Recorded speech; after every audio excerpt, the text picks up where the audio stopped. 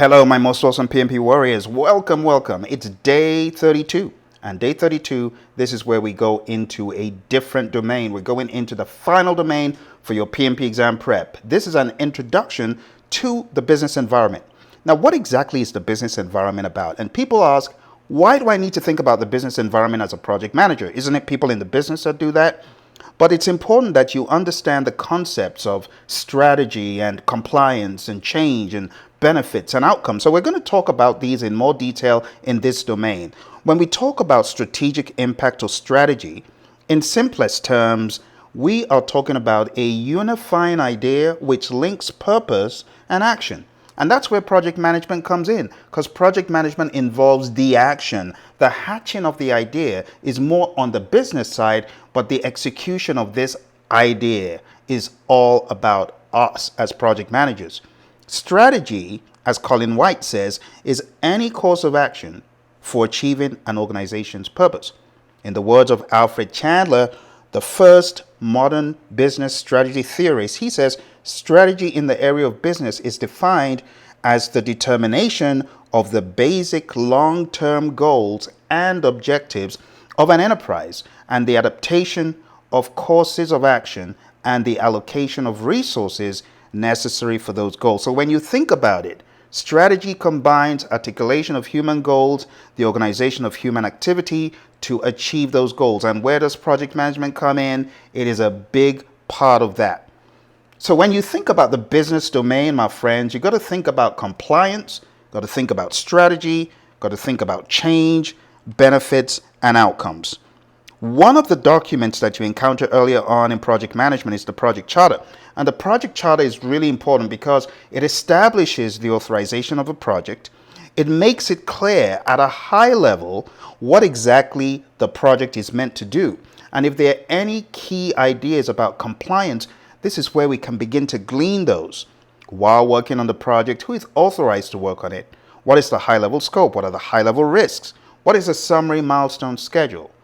The other two tasks in the business domain are rather strategic and overarching. And then we have the concept of change, which we'll go into. So we've got 4 tasks, but we're starting off with the very first one on compliance. Now, before we jump into compliance, my friends, I want you to understand there's an overarching mindset, and I call it the business mindset mantra. 1, observe and respond to the external and internal environment in order to support the business, in order to get to the future goals, the future state. Think about outcomes, focus on outcomes, value, and benefits over output. So at the business level, we're thinking about outcomes over deliverables. Focus also on organization change. In other words, set the stage for organizational change. Do you know your project could transform the entire organization? For that reason, you should be building alliances and setting the stage for that change. Project impact. You should be assessing your project's impact on the organization and navigate accordingly. Also, assess the organization's impact on your project. Things like culture, mindset of the firm. It could affect the project you're working on. Benefits. Proactively ensure management of benefits and their realization. This is one of the tasks we'll look at. Value swap. Swap out the backlog with the work of comparable value where necessary. Value delivery. Strategically plan the value delivery system. That's talked about in PMBOK Guide 7. Projects, programs, portfolios form your value delivery system along with operations. Compliance. Proactively manage compliance. Harness the power of communities of practice, PMOs, project management offices, VDOs, value delivery offices for the firm's strategic goals. Think and be lean to eliminate waste at all levels of the value delivery system. Last but not least, use toll gates, stage gates, kill points, and phase end reviews to deliver only value.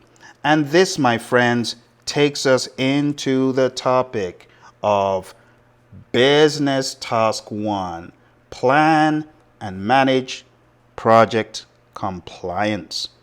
So let's talk about this in some more detail.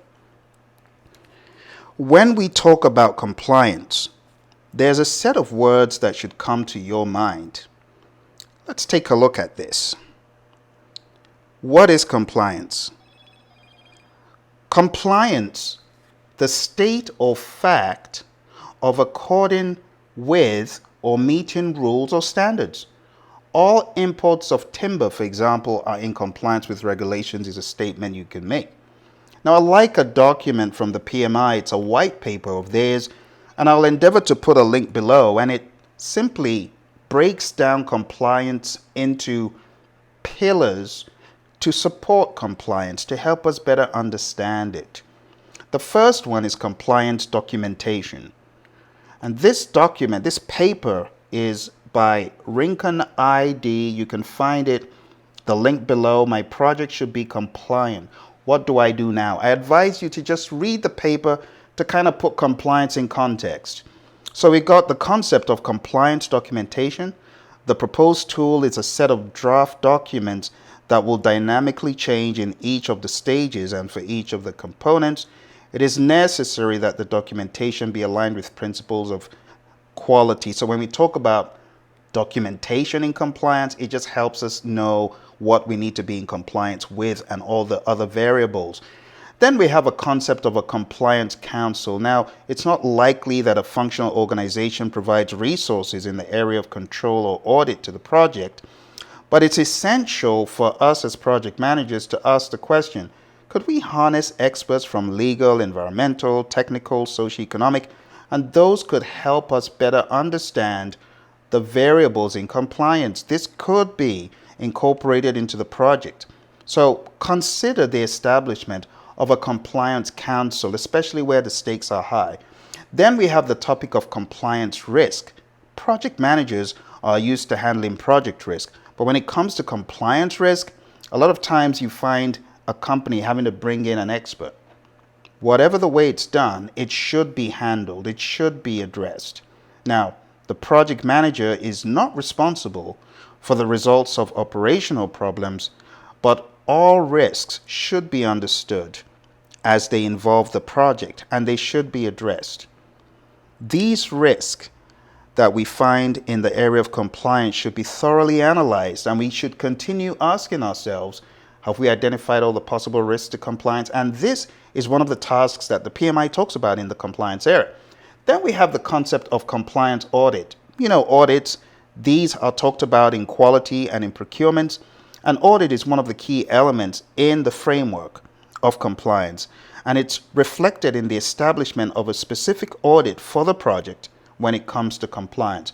This is another thing project managers should be thinking about. And then we have compliance responsibilities. We need to make it very clear who is doing what as it pertains to compliance.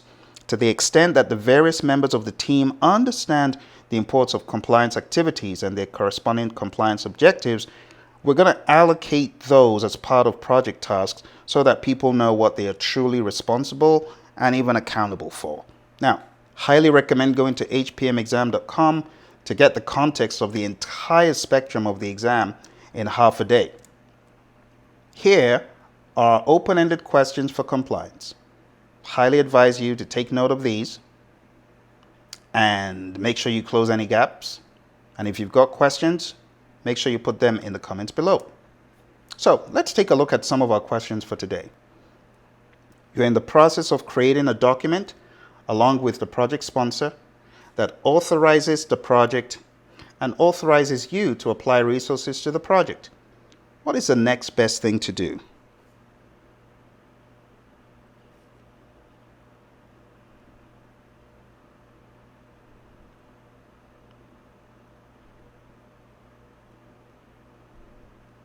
Okay. If you need more time, don't forget to hit the pause button. All right. 3, 2, and 1. So if you take a look at all the options, let's start from the bottom. Creating a documented economic feasibility study. Well, that is talking about the business case. And if you explore that, what do you recognize? The business case has already been done. So it can't be D. If you take a look at C, it said check project reports and actual results against planned performance. Well, that cannot be the answer because, again, that's too far out in the future. It may not be the next best thing to do. So let's take a look at B.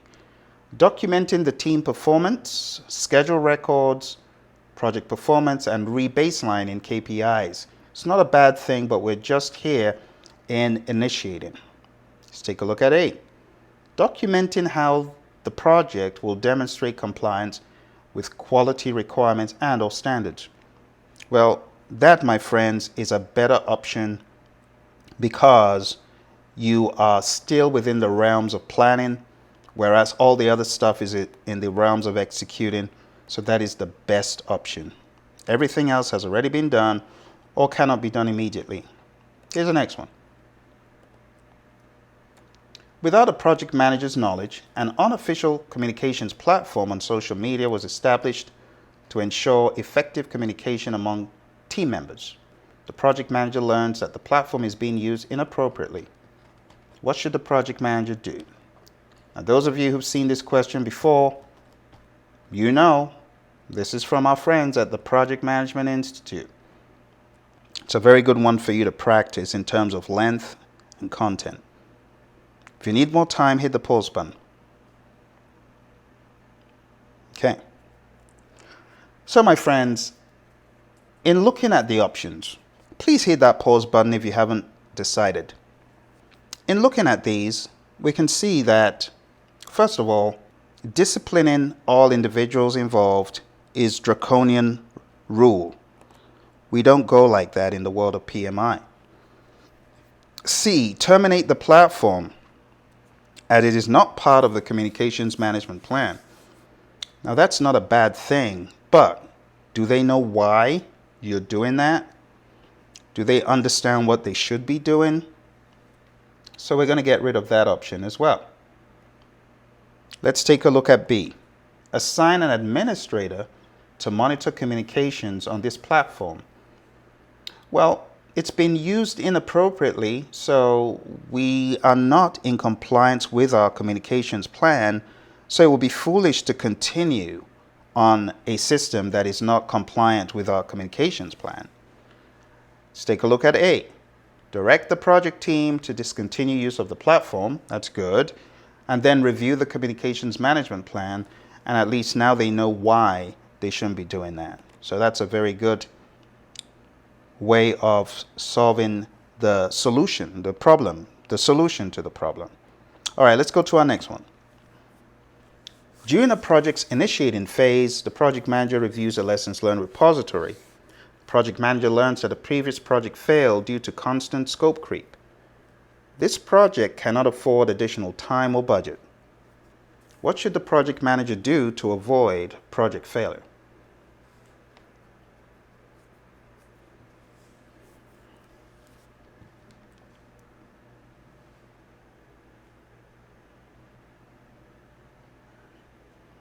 Okay. So if you need more time, hit that button. I really want you to put your ideas to use here. So let's begin with the very bottom. Manage key stakeholders' expectations. So how do we avoid project failure? Okay. Manage key stakeholders' expectations. What about the other stakeholders, though? See what I'm saying? A project could fail for not handling expectations of the wider body of stakeholders, not just key stakeholders. But let's move on to C and see if there's something better. Escalate this information to the sponsor. There's no need to escalate a lessons learned repository findings to the sponsor. It's up to the project manager to use that to solve whatever issue. So we're going to move on from that. B says, reject all out of scope change requests. Well, change requests are generally out of scope. That will be rather myopic to do that. See? I know it says due to constant scope creep, but just saying anything that is not related to scope, we're going to reject it. That's rather draconian right there. It's not a good mindset. We're going to cancel it. A, include strict and formal process approval changes. Now, if you take a look at what the problem is, the problem here in the previous project, if you look very carefully, is the constant scope creep. So we got to address that. Managing key stakeholders' expectations, if it relates to scope creep, is not really going to help us if we keep on scope creeping because the stakeholders want us to do that. So in comparing A and D, D may get you into trouble. A will better solve the problem because it's looking specifically about these changes. All right, so the best answer, my friends, in this case is A. The PMI say having strict and formal process approvals is the best way to ensure compliance to the project plan and to minimize scope creep. All right, here's another one. A project manager is working on a system data conversion project while in the development stage of a project that involves handling sensitive client data. The compliance manager raises an issue of project non-compliance. What should the project manager review first? Give it some thought.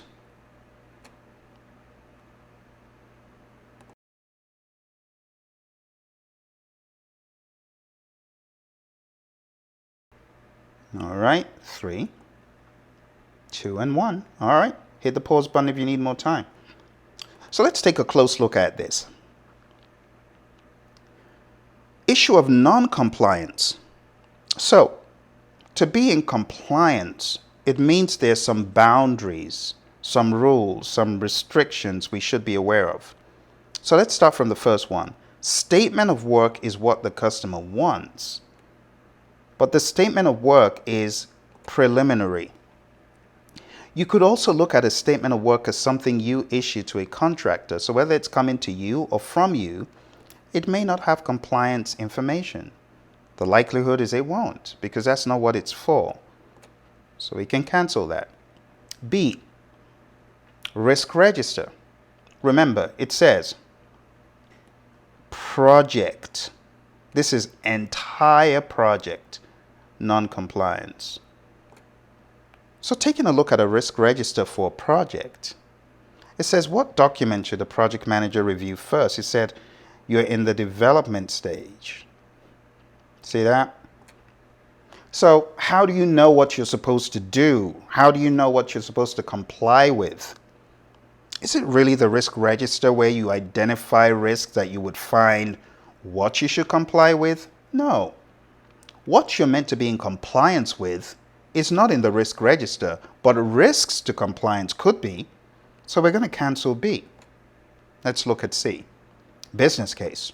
Remember, the business case is created outside of the project.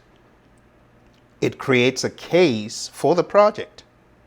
So we're going to go ahead and cancel this because it's outside of the project. It's not the best one.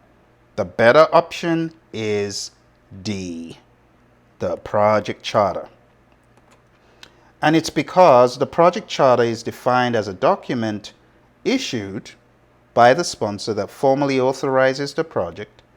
And remember, as far as high-level ideas, it is likely to be this document out of all the ones mentioned that gives you the best idea of non-compliance, because this is overarching across the entire project, created to kick off, if you will, the authorization process and to establish the authorization process. And therefore, it's better than any of the others. Outside of the project, created by findings of people not in a position of compliance authorization, because the team and stakeholders, right, pretty much do this.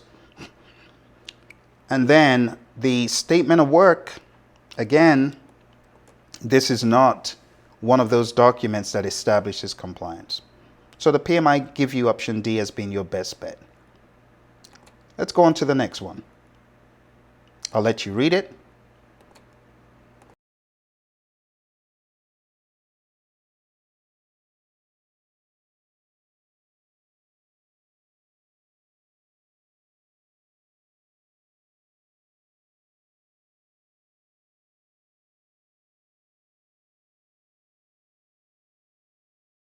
All right, let's take a look at this one and let's really look into the questions first. The answers, I beg your pardon, first. So let's look at option B. Log the issue in the risk log for further action. Well, that cannot be right. Why is that? It cannot be right because you wouldn't log an issue in the risk log. You would log an issue in an issue log. So B is wrong. Let's take a look at option C. Tell your sponsor about the problems. What good does that do? That doesn't move the issue away. It doesn't move the situation forward. So we're going to cancel that. And it says in the question, a problem has been discovered and solutions generated and implemented. So solutions have been implemented. It cannot be this, right? And then it says the solution did not work. So in other words, you can infer that the best solution did not work. What should happen next? The best option is brainstorm for better solutions with your team. All right, and I hope that gave you a good idea of what you could face as topics in Domain 3, Task 1. This is a very long session because it's the beginning. We're just kind of getting into the swing of this stuff, all right? So you know what happens next. As usual, we're going to get on the road and let's talk about the compliance area. Here we go. Hello, my awesome friends. I hope you're doing well. Today, we are moving into the business domain. Business is a domain that I have to be frank about. A lot of people, they struggle with it. Some even get needs improvement below target on the actual exam. So just be aware that it's not a cakewalk. And the reason why the business domain is so challenging to some people is because the PMI in the PMBOK Guide 6 and 7 does not go into a whole lot of detail about these concepts. So a book like the PMP exam Immersion from Praizion Media goes into a whole lot more than any of these publications. I mean, we're covering everything in detail. So just be aware that today's episode is high level. If you really want more content, I would highly advise that you get the PMP exam Immersion book. All right, so it says plan and manage compliance. But what is compliance? Compliance means complying with certain laws, certain regulations, certain rules in whatever industry you're in. So in the world of project management, we need to confirm what the compliance categories are that we need to be adhering to. We need to understand what compliance, for example, in the United States, we have different types of compliance. We have OSHA compliance, which is health and safety. We have Americans with Disability Act. We have SOX compliance. We have all sorts of compliance clauses. It really depends on your background, whichever industry you're working on, but you could have various kinds of compliance, and it differs by country. Okay, so just be aware of that. We also have, in the world of healthcare, we have compliance about patient records, right? Things like patient records and patient information. We take that very seriously in the United States and other countries. Okay, so HIPAA laws, HIPAA rules, some of you are familiar with things like that. Secondly, you got to classify compliance categories. What are the categories of compliance? Like I said, health, safety, security, and so on. Then we should, as project managers, determine if there are any threats to compliance. Are there any threats? If they are, what are they? And what are we going to do about them? It's important that as a project manager, every aspect of the project is effectively thought of, and check the box on all of those things, So it's just one of those things that the project manager is also expected to do. It's called project management professional. So it's one of our responsibilities. And then we want to use methods to support compliance. Whichever way you're going to do it, whether it's by assigning a third party to audit you, whether it is assigning various individuals on the team to carry out certain compliance related tasks. Those are things the PM should be thinking about, brainstorming with the team, understanding what the best practices are. A lot of companies, they get third party companies to do audits for these reasons, right? For integrity's sake. All right. And then analyze the consequences of non-compliance. There are some instances in which the cost of being compliant is actually more than the cost of the penalty for not being compliant for a period, And for that reason, some people say, okay, we're not going to be in compliance, we'll just pay the penalty. But for your exam, be aware that most of the time you hear the word compliance, you do want to be in compliance. I'm yet to see a question that says don't be in compliance, right? That word, PMI takes it very seriously. Okay? And then lastly, you want to determine the approach to address compliance needs, be they risks, legal risks, operational risks, because some firms, you're not in compliance, you're going to be paying hefty fines. So, be aware of things like that. And then measure the extent to which the project is in compliance. It's like an audit, So all of these are things that you should be thinking about as a project manager. I'm going to cover them one more time. Number one, the task is called Plan and Manage Project Compliance. You want to confirm project compliance requirements. You want to classify compliance categories. You want to determine potential threats to compliance. You want to use methods to support compliance. You want to analyze the consequences of non-compliance. You want to determine necessary approaches and actions to address compliance needs, be they risk, legal, or other. And you want to measure the extent to which the project is in compliance. Again, you have very little information in the PMBOK guide, I'll tell you that straight up. So your best bet might be, like I said, get the PMP exam immersion book from Praizion. We cover the business area quite thoroughly from a predictive standpoint, also from an agile standpoint.